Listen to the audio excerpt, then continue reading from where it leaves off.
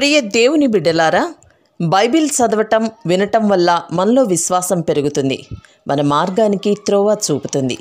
సమస్త జనులను శిష్యులనుగా చేయుడి మత్తయి 28:19 వచనంలో దేవుని వాక్యం తెలియచేస్తోంది. తెలుగు బైబిల్స్ను ఆర్ఆర్కే మూర్తి గారు రీసెర్చ్ చేసి విశ్లేషణ చేసిన బైబిల్లోని ప్రతి అధ్యాయాలను వచనాలను వరుస క్రమంలో అనగా ఆదికాండం నుండి ప్రకటనా గ్రంథం వరకు ఇవ్వబడుతుంది. ప్రతి ఒక్కరూ ఆధ్యాత్మికంగా విశ్వాసంలో బలపడి మీ జీవితంలో ఎదుర్కొంటున్న సమస్యల నుండి విడుదల పొందండి. ప్రతి ఒక్కరూ మీ దీవెన టీవీని సబ్స్క్రైబ్ చేసి ఈ వాక్యాన్ని లైక్ చేసి మీ మిత్రులకు బంధువులకు షేర్ చేయండి. దేవుని సువార్తను ప్రకటింపబడుటలో మీరు పాలిభాగస్తులు కండి. సోదరీ సోదరులారా, లేవియకాండం 18వ అధ్యాయం తెరవండి. బైబిలు మీ ముందు పెట్టుకున్నారు గదా. ఈ అధ్యాయంలో అవినీతి ఖండించబడింది. దశాజ్ఞల్లో 7వ ఆజ్ఞ ఈ అధ్యాయంలో మన దృష్టికి తేబడింది. సాంఘిక పాపాలు ఇందులో ప్రస్తావించబడ్డాయి. లైంగిక సంబంధాల విషయంలో సాంఘిక పవిత్రత పాటించాలి. మొలెకు దేవతకు బిడ్డలను బలి ఇవ్వటం అమానుషం. అపసవ్యమైన లైంగిక అభ్యాసాలను ఈ అధ్యాయం ఖండిస్తుంది. అంతకుముందు పాలస్తీనా దేశంలో ఉన్న జాతులు ఇలాంటి పాపాలు చేయడాన్ని బట్టి దేవుడు వారిని బహిష్కరిస్తున్నాడు. ఇంతవరకు బలి అర్పణను గురించి నియమాలు చెప్పబడ్డాయి. 18, 19, 20 అధ్యాయాలలో దశాజ్ఞలు ప్రజల వ్యక్తిగత జీవితానికి ఎలా అన్వయించబడ్డాయో తేటగా వివరించబడింది. దేవుడు తన ప్రజల నైతిక జీవితాన్ని గురించి ఎన్నెన్నో హెచ్చరికలు చేస్తున్నాడు. ఈ అధ్యాయం ఎంతో నైతిక సాంఘిక ప్రయోజనం గలది. ఈ ప్రాముఖ్య అంశాలు 20వ అధ్యాయం చివరి వరకు వివరంగా రాయబడ్డాయి. దేవుని ప్రజల సాంఘిక జీవిత శైలి ఎంతో ముఖ్యమైనది. నైతిక శీలం దేవుని ప్రజల నాడి అనవచ్చు. దేవుడు సృష్టికర్త. ఆయన తన సృష్టిలో భౌతిక ఆధ్యాత్మిక నియమాలు అమలు పరుస్తున్నాడు. నేనే దేవుడను, నీ దేవుడను, ఇది నా ఆజ్ఞ, దీనిని మీరు పాటించాలి అంటున్నాడు దేవుడు. దశాజ్ఞలను మీరితే అరిష్టం ప్రాప్తిస్తుంది. దేవుని నియమాలను కాలరాస్తే ప్రతి మానవుడు నశిస్తాడు. దేవుని ఆజ్ఞను జవదాటరాదు, అగ్నితో చెర్లాటలాడరాదు. దేవుడు అంటున్నాడు, మీరు నాకు ప్రతిష్ఠిత జనం, నేను పవిత్రుడను, నేను మిగతా జాతుల నుండి మిమ్మల్ని ప్రత్యేకించాను, మీరు నాకు చెందినవారు. దేవుని ప్రజలు పరిశుద్ధులై జీవించాలి. జీవితంలోని ప్రతి విభాగంలో పరిశుద్ధతే ప్రవర్తిల్లాలి. ఇది దైవాజ్ఞ. 10 ఆజ్ఞలలో 7వ ఆజ్ఞ లైంగిక పవిత్రతకు సంబంధించినది. లైంగిక పాపాలు ఏవో ఎలాంటివో దేవుడు విశదం చేస్తున్నాడు. లైంగిక అపవిత్రత సమాజమంతటినీ సమూలంగా నాశనం చేస్తుంది. రాజ్యాలకు రాజ్యాలే లైంగిక పాపాల వల్ల కూలిపోయాయి, అంతరించిపోయాయి. ఇప్పుడు లేవియకాండం 18వ అధ్యాయం 1వ వచనం నుండి వినండి. దేవుడు మోషేతో అన్నాడు, నేను నీ దేవుడనైన యెహోవాను. మీరు ఇంతకు ముందు ఈజిప్టు దేశంలో నివసించారే, అక్కడి ప్రజల దేశాచారం చొప్పున మీరు చేయకూడదు. కనాను దేశంలోకి మిమ్మలను రప్పిస్తాను, అక్కడి ప్రజల దేశాచారాల చొప్పున మీరు చేయకూడదు. వారి కట్టడలను బట్టి నడవకూడదు. మీరు నా విధులను గైకొనాలి, నా కట్టడలను బట్టి నడుచుకోవాలి, వాటిని ఆచరించాలి. మీ దేవుడనైన నేను యెహోవాను. మీరు నా కట్టడలను నా విధులను ఆచరించాలి. వాటిని గైకొనేవాడు వాటి వల్లనే బ్రతుకుతాడు. శ్రోతలు విన్నారా? దేవుని మాట వింటే, ఆయన ఆజ్ఞను పాటిస్తే బతుకుతారు, లేకపోతే నశిస్తారు. మా శ్రోతలు ఒక ముఖ్య విషయం గమనించాలి. వీరు ఈజిప్టు దేశం నుండి ఇప్పుడే బయటికి వచ్చిన ప్రజలు. ఈజిప్టు దేశంలో ఉండగా వీరు బ్రతికిన విధానమంతా దేవునికి విరుద్ధమే. ఈ ప్రజల పాపభూయిష్టమైన వాతావరణం నుండి దేవుడు తన ప్రజలను కాపాడతాడు. వీరు ఎక్కడికి వెడుతున్నట్లు? పాలస్తీనా దేశం వీరి గమ్యం. పాలస్తీనా పాలు తేనెలు ప్రవహించే దేశం. అయితే అంతకు ముందే ఆ దేశంలో కనానీయులు తిష్టవేసుకుని కూర్చున్నారు. ఈ కనానీయులు అవినీతిపరులు, దేవుణ్ణి ఎరగనివారు. దేవుని ప్రజలు ఇరకాటంలో పడ్డారు. ఈజిప్టు దేశీయులు వారిని తరుముతున్నారు. కనానీయులు కూడా వారి వెంట పడ్డారు. అటు ఈజిప్టు వారు, ఇటు కనానీయులు, వీరంతా నీతిమాలినవారు. ఈ రోజున ప్రతి దేశంలో లైంగిక స్వేచ్ఛ కావాలనేవారు బయలుదేరడం, విచ్చలవిడిగా స్త్రీ పురుషులు పెళ్లి కాకముందే స్వేచ్ఛగా తిరుగుతూ ఉండడం మనం గమనిస్తున్నాం. సోదరీ సోదరులారా, సృష్టిలో దేవుడే నైతిక నియమాలను ప్రవేశపెట్టాడు. దశాజ్ఞలను మీరితే కఠిన శిక్షకు గురవుతారు. ఈ దశాజ్ఞలు మనుష్యులు కల్పించినవి కావు, దేవుడిచ్చినవి. దేవుని ఆజ్ఞలను శిరసావహించాలి. సోదరుడా, సోదరి, నీవు ఈ లోకంలో ఉంటున్నావు. నీవు ఆయన గాలినే పీలుస్తున్నావు, ఆయన సూర్యరశ్మినే వాడుకుంటున్నావు, ఆయన నీరే త్రాగుతున్నావు, ఆయన పెట్టిన తిండే తింటున్నావు, ఆయన భూమి మీదే నడుస్తున్నావు. వీటన్నిటికీ నీవు క్రమంగా అద్దె చెల్లిస్తున్నావా? దేవుని ఆజ్ఞలను శిరసావహించాలి, తప్పదు. ఆయన ఆజ్ఞలను ధిక్కరిస్తే దానికి కఠిన శిక్ష భరించవలసి వస్తుంది. నువ్వు ఈ లోకంలో శిక్ష తప్పించుకోవచ్చు, అయితే ఆయన సింహాసనాన్ని తప్పించుకోలేవు. ఒకానొక రోజు న్యాయపీఠం ఎదుట మనమందరము నిలవాలి. అలనాడు దేవుడు అవినీతికరమైనవని చెప్పినవన్నీ నాడు నేడు అవినీతికరములే. 1 తెస్సలోని పత్రిక 4వ అధ్యాయం 5వ వచనం నుండి 7వ వచనం వరకు. మీలో ప్రతివాడు దేవుని ఎరుగని అన్యజనుల వలె కామాభిలాషయందు కాక పరిశుద్ధతయందు ఘనతయందు తన ఘటమును ఎలా కాపాడుకోవాలో ఎరిగి ఉండడమే దేవుని చిత్తం. ఎఫెసీ పత్రిక 4వ అధ్యాయం 17వ వచనం నుండి 19వ వచనం వరకు. అన్యజనులు నడుచుకొనున్నట్లు మీరిక మీదట నడుచుకొనవలదని ప్రభువునందు సాక్ష్యమిస్తున్నాను.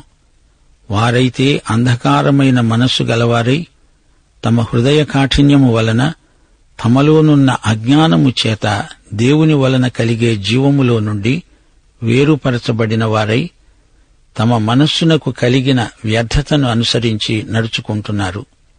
వారు సిగ్గులేని వారై ఉండి నానావిధమైన అపవిత్రతను అత్యాశతో జరిగించడానికి తమను తామే కాముకత్వానికి అప్పగించుకున్నారు. అలాగే 1 కొరింథీ 5వ అధ్యాయం 11వ వచనం. ఇప్పుడైతే సహోదరుడు అనబడిన వాడెవడైనా జారుడుగాని, లోభిగాని, విగ్రహారాధికుడుగాని, తిట్టుబోతుగాని, త్రాగుబోతుగాని అయి ఉన్న ఎడల అటివానితో సాంగత్యం చేయకూడదు, భుజింపకూడదు అని మీకు రాస్తున్నాను.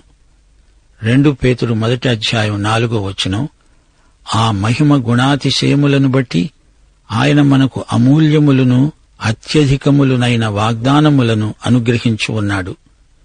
దురాశను అనుసరించుట వలన లోకమందు భ్రష్టత్వమును ఈ వాగ్దానముల మూలముగా మీరు తప్పించుకొని దేవస్వభావమునందు పాలివారగునట్లు వాటిని అనుగ్రహించాడు. సోదరీ సోదరులారా, కొత్త నిబంధనలో ఈ వచనాలు వింటున్నప్పుడు మీకు ఏమనిపిస్తోంది?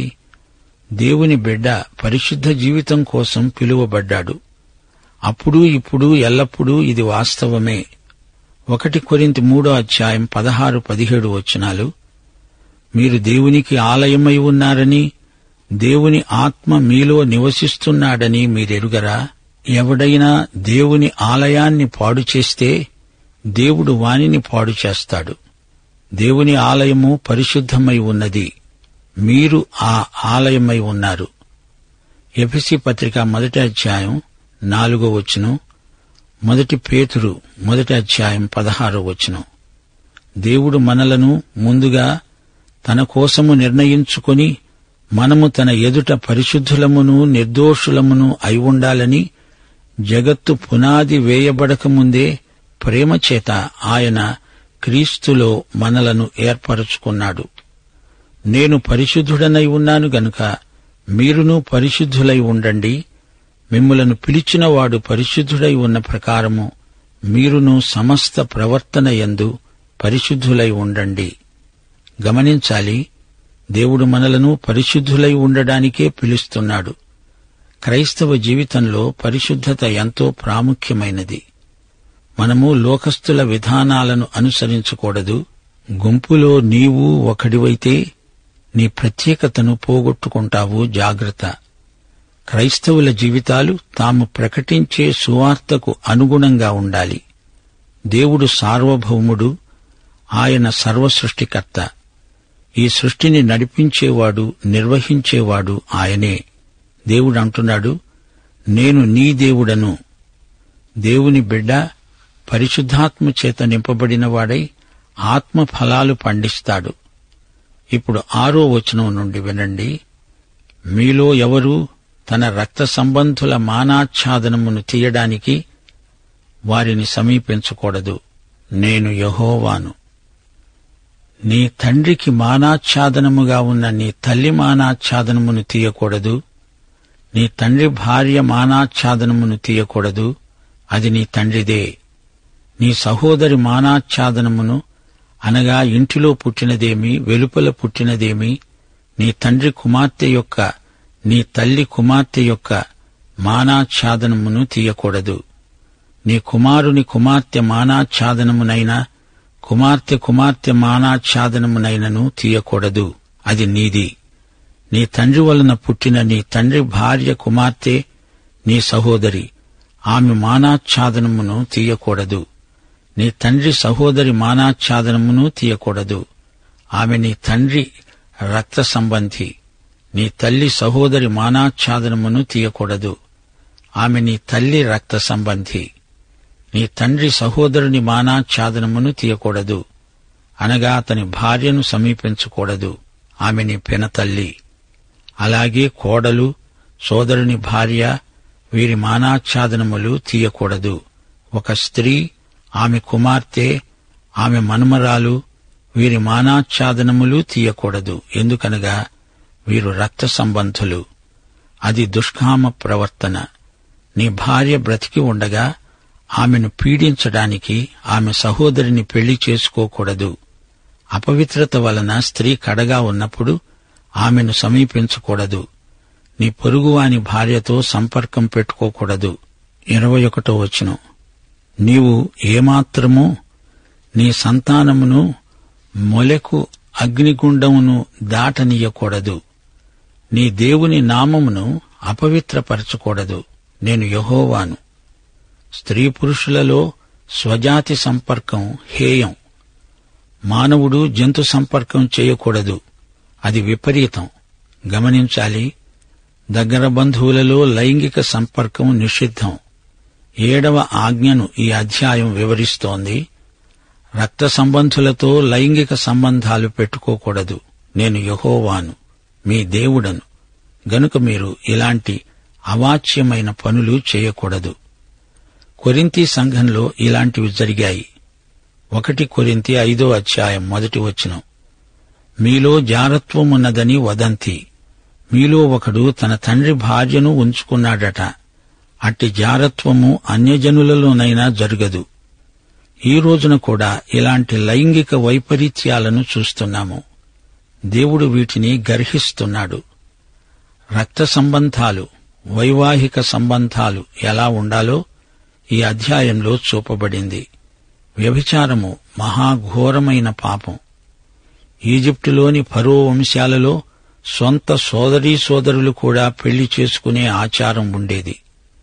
సృష్టి ఆరంభంలో ఇలాంటి నియమాలు ఉండేవి కావు. కయీను, షేతు మొదలైన వారు తమ స్వంత తోబుట్టువులనే చేసుకున్నారు. శారా కూడా అబ్రహాముకు వరసకు సోదరి అవుతుంది. అయితే ధర్మశాస్త్రం వచ్చాక ఇలాంటి చర్యలు నిషేధించబడ్డాయి. 16వ వచనంలో సోదరుని భార్య మానాచ్ఛాదనమును తీయకూడదు.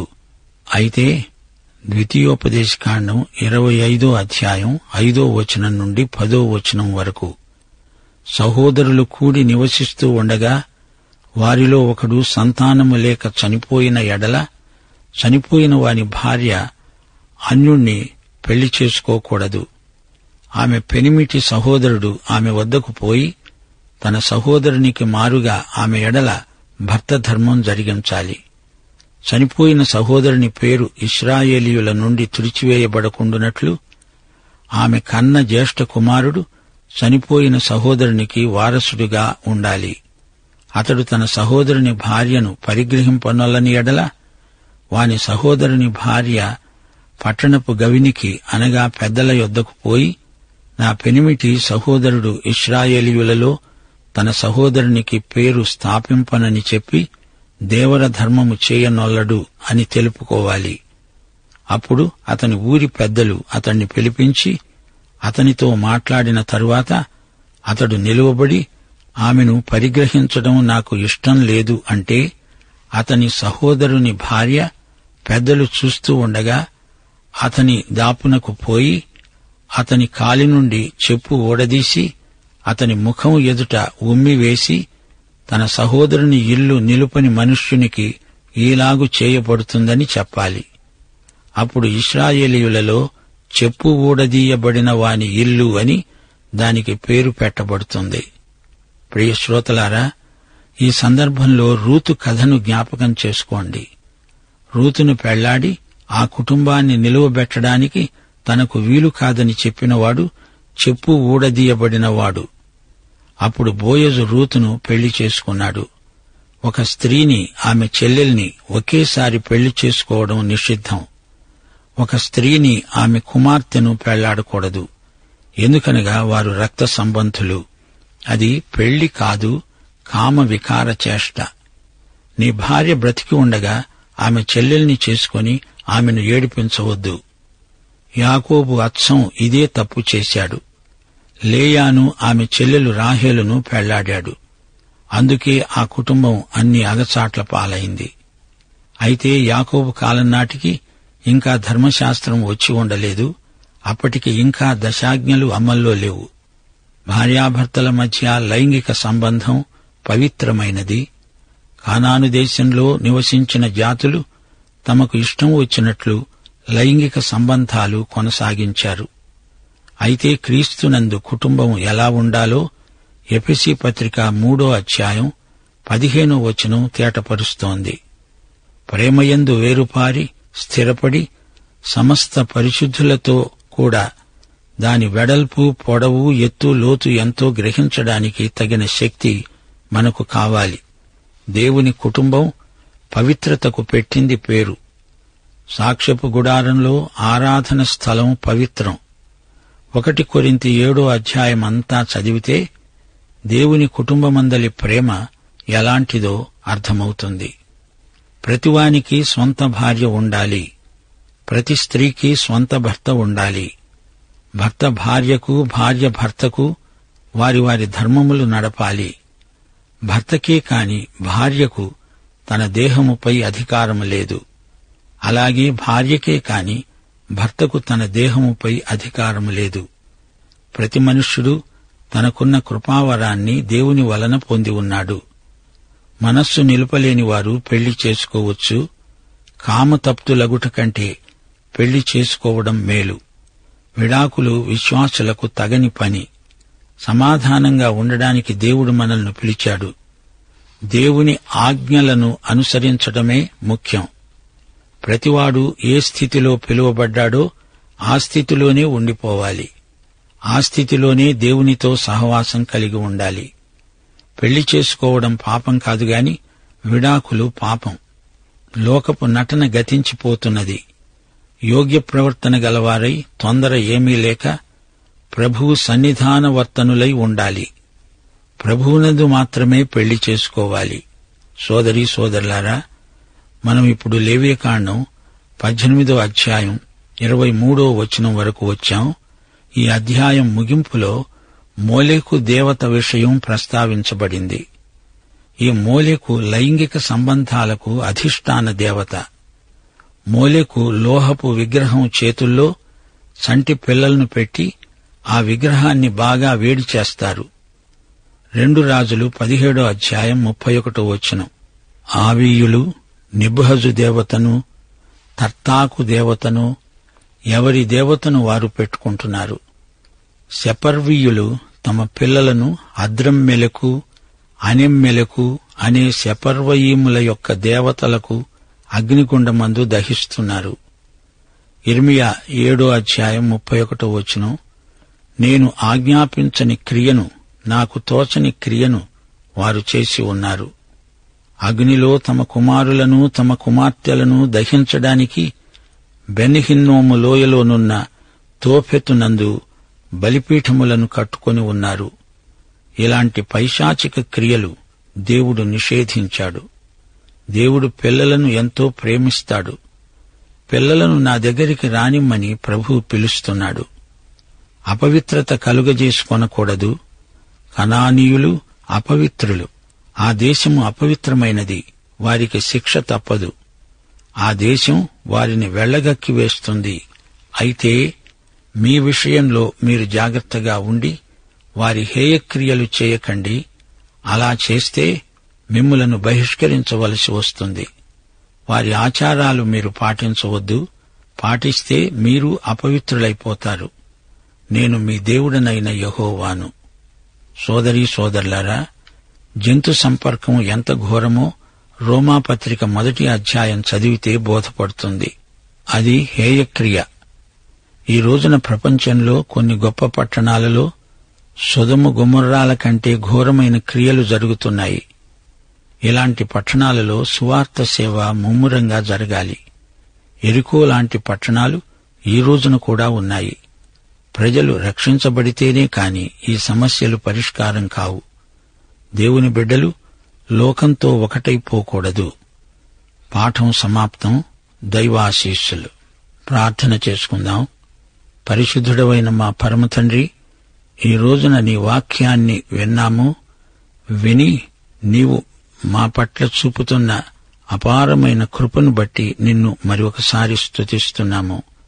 ప్రభు, లైంగిక జీవితంలో పరిశుద్ధత ఎంత ముఖ్యమో మేము గ్రహిస్తున్నాము.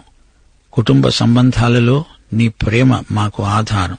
మా జీవితాలలో, మా కుటుంబ జీవితాలలో మీ సంపూర్ణ చిత్తము నెరవేరేటట్లు మమ్మలను దీవించమని ప్రభు అయిన యేసుక్రీస్తు వారి శుభనామమున ప్రార్థన చేస్తున్నాము తండ్రి.